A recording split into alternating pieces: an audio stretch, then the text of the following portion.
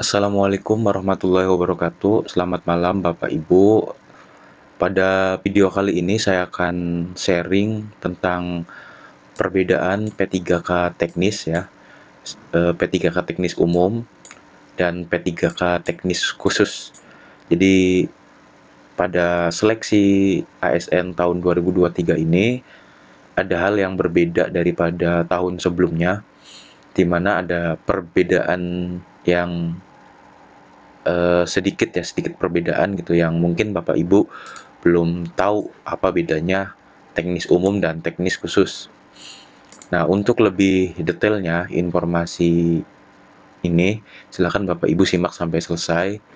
Nah, kita lanjut yang perbedaannya ya. Kita bahas secara P3K umum dulu. Jadi, P3K umum ini Bapak Ibu pelamar baru dan bisa jadi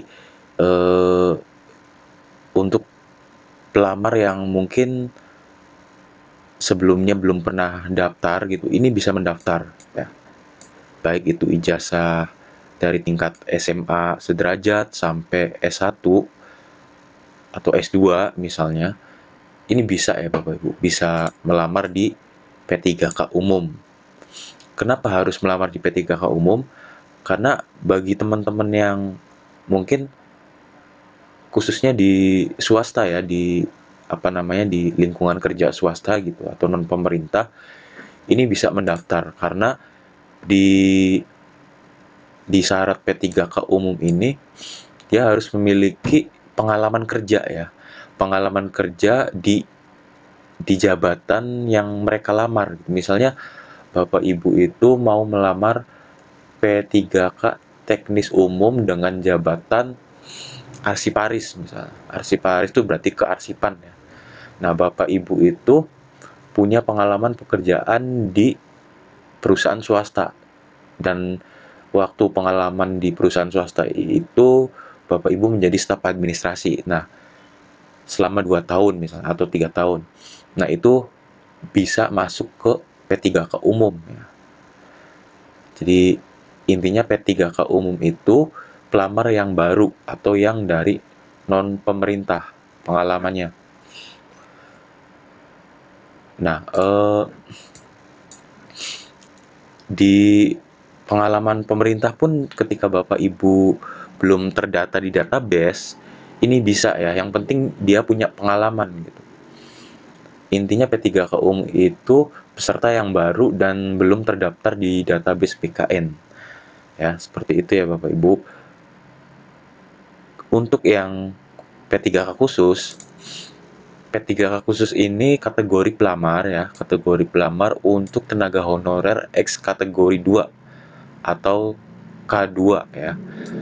Apa sih K2 itu? Kalau kalau di instansi pemerintahan misalnya kayak puskesmas ya, di rumah sakit daerah, kemudian di UPTD gitu. UPTD itu kayak kantor pendidikan atau instansi pemerintah lah ya, naungan Pemda gitu.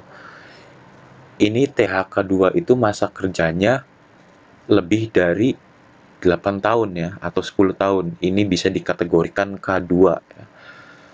K2. Nah, di sini ada non ASN. Non ASN ini bisa dibilang honorer yang masa kerjanya itu lebih dari 2 tahun di instansi pemerintah.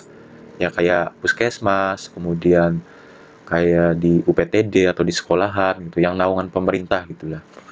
Jadi ini termasuk non ASN ya, honorer yang udah masuk di pendataan BKN kemarin. Nah, untuk P3K teknis ini formasi atau kebutuhannya itu khusus ya Bapak Ibu. Jadi sudah ketika Bapak Ibu melamar itu nantinya sudah ada posisi gitu yang yang THK 2 gitu, kemudian yang non ASN. Jadi agak-agak rumit gitu ya. Nanti kita pelan-pelan akan dibahas ya. Kalau ada pertanyaan silakan komentar ya Bapak Ibu. Nah, kita bahas yang poin pertama dulu. Jadi untuk formasi kebutuhan khusus P3K teknis khususnya, ini ex tenaga honorer K2 yang terdata dalam database PKN dan melamar pada instansi pemerintah tempat bekerja saat mendaftar. Nah, seperti saya bilang tadi ya, yang saya jelaskan Bapak Ibu, jadi K2 itu masa kerjanya lebih dari 8 tahun di instansi pemerintahan, naungan pemerintah ya. Nah, kemudian untuk yang non ASN ini, kategori pesertanya itu yang khusus ya, yang P3K teknis khusus itu minimal 2 tahun. Kalau ini kan minimal 8 tahun ya. Ini ya minimal 2 tahun. Ya, tapi masih dalam dalam satu naungan gitu ya, Pemda atau pemerintah. Nah, ini nantinya ketika ada lowongan di Pemda, si THK2 ini tidak usah mencari formasi gitu ya. Jadi udah ditetapkan, sistemnya udah langsung otomatis ngeling gitu. Karena sudah terkait database BKN ya. Misalnya Bapak Ibu itu di lingkungan instansi pemerintahan sebagai sebagai tenaga administrasi misalnya, atau sebagai kearsipan ya, di bidang kearsipan. Nah, P3K khususnya itu membuka misalnya eh, lowongan formasi arsiparis.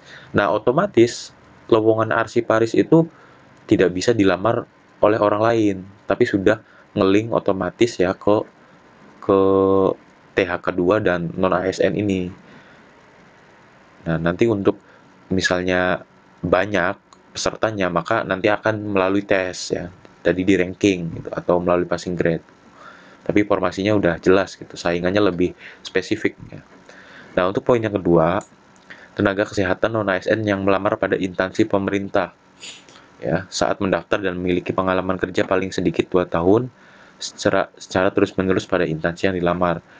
Nah, ini sama ya, ini termasuk ke non ASN, baik itu tenaga kesehatan atau tenaga pendidikan ya, kayak TU gitu ya. Ini sama ya, sama, atau TU ya, atau administrasi sekolah, ini sama. Nah, sebagai ilustrasinya, sebagai contohnya nanti pada video kali ini saya coba eh, contohkan gitu ya. Contohkan saya udah masuk ke, kita riset dulu dari awal, kita udah masuk ke ASN karir ya, atau halaman yang ada di SSC ASN. Nah, untuk mencari perbedaan P3K khusus dan P3K umum ya, ini misalnya ya, ini sebagai contoh, P3K atau S1 D4 formasi, misalnya akuntansi ya. Cari, ini sekedar contoh Bapak Ibu, untuk simulasi agar Bapak Ibu ini paham mengenai apa sih tenaga teknis ya, P3K teknis umum dan teknis khusus. Nah, di sini sudah ada formasi ya. Saya ambil sampel dari Kementerian Perdagangan dengan jabatan yang sama, yaitu pengelola pengadaan barang dan jasa. Namun di sini ada perbedaan. Ya, ada perbedaan. Ini juga ada perbedaan unit kerjanya, namun di sini ada jenis pengadaannya teknis dan umum. Seperti yang saya bilang tadi, ketika Bapak Ibu masuk atau melamar ke P3K teknis khusus, ini jelas tidak bisa ya, karena sudah ada posisi orang di dalamnya gitu ya, udah ada orangnya gitu, yang terdata di BKN tadi. Tapi ketika Bapak Ibu ingin melamar di P3K teknis umum, ini bisa, karena pertama harus memiliki pengalaman minimal 2 tahun. Itu udah cukup ya, udah cukup sebagai syarat P3K teknis umum. Nah, kita nanti akan buka persyaratan dari masing-masing jenis pengadaan. Kita coba buka. Kita buka yang teknis, kita bandingkan P3K umum ya. Untuk P3K teknis umum ya, Oh, ini P3K teknis.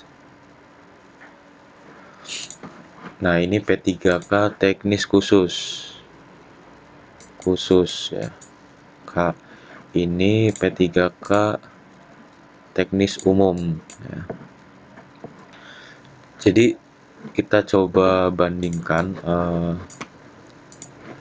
di sini untuk P3K umum, Bapak Ibu bisa lihat dari persyaratan administrasi ini ada 1 2 3 4 5 6 7 poin.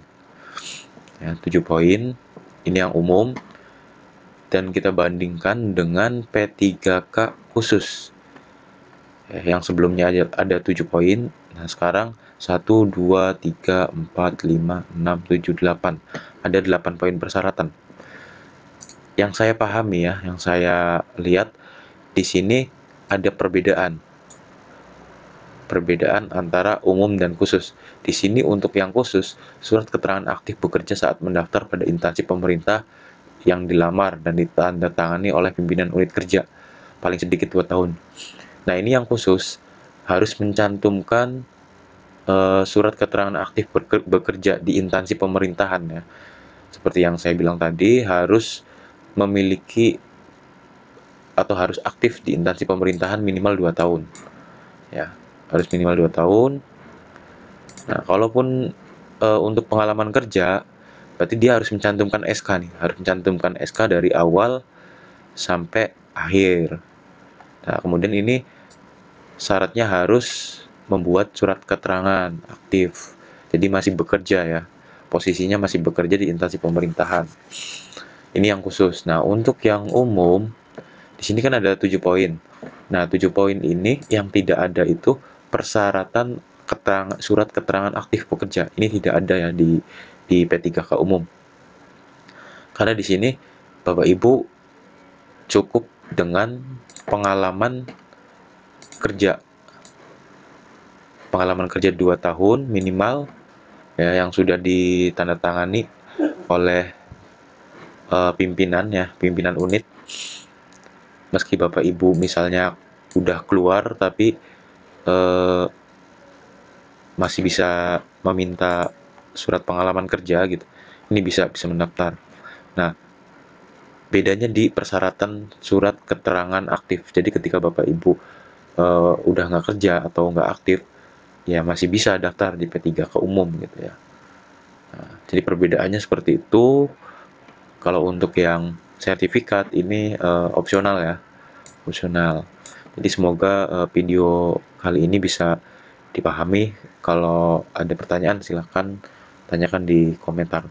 Kurang lebihnya mohon maaf. Terima kasih. Wassalamualaikum warahmatullahi wabarakatuh.